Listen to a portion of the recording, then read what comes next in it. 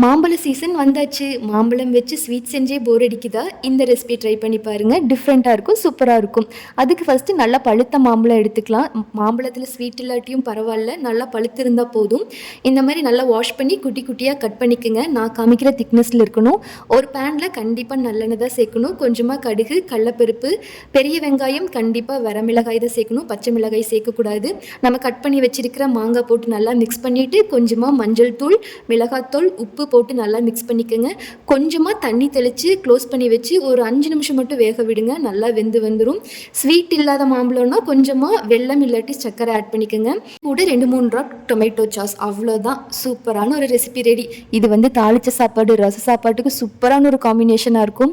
இதை விட கடைசியில் அந்த சட்டியில் இருக்கிற எண்ணெய், வரமிளகாய் நல்லா நசுக்கி விட்டு பிசைஞ்சு சாப்பிட்டீங்கன்னா அம்முட்டு ருசியாக இருக்கும். நோட் பண்ணிக்கோங்க. கடைசியில் இந்த சட்டி சோறை மட்டும் மிஸ் பண்ணிடாதீங்க. ட்ரை பண்ணி பாருங்கள்.